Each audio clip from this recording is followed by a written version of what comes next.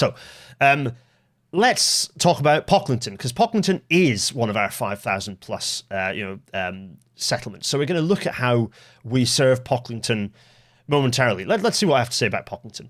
Pocklington is even worse than Stamford Bridge in that you have absolutely no way of accessing the railway station from either side, whereas at least in Stamford Bridge you've got the bridge and the access from one end of the former railway station.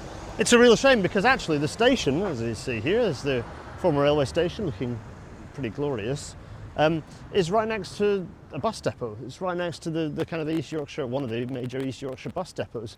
In fact, you can see one of the X46s there behind me doing a sterling job in attempting to replace the railway. What a fantastic transport hub it would be if the railway station ran through here, but it is simply impossible to get that to happen. It's frustrating, but I just don't think there's a world in which you can bulldoze your way in and out of a town that has had 50 plus years of development since the railway was torn up. It's a real shame. You've got your old engine shed, sort of railway building here as well. Loads going on. It would be fantastic if the railway could come through here. It's not going to happen.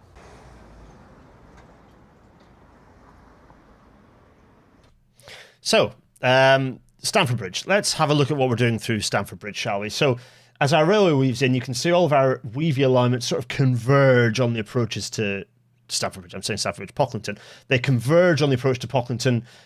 The former Leeds and Yorkshire transport drivers gliding club, that's now the Wolds Gliding Club, we leave you one airfield, runway, but it's impossible to get anywhere near Pocklington without without an enormous diversion that then sends you into bumpy terrain and sort of sensitive areas. That airfield is not as important as getting a long-term transport connection in. So part of it is getting eaten, I'm sorry. For the people who are curious how you do get into Pocklington, though, you demolish, you have to buy an entire private school, for better or worse, bulldoze that. That's the only viable way you can do it without smashing residences. You come in and then all of a sudden you're in the centre of a town with all the roads and car parks that you have to navigate. How on earth do you manage all the road connections? Just have a look at the Borders Railway when it kind of had to try and do this. The railway goes single track and it's hopeless. And then you have to bulldoze part of a ceremonial park to avoid residences. It's not happening. What you're doing is putting a railway station, a couple of different options for locations, but you're putting the railway station by one of the main roads, close to the access.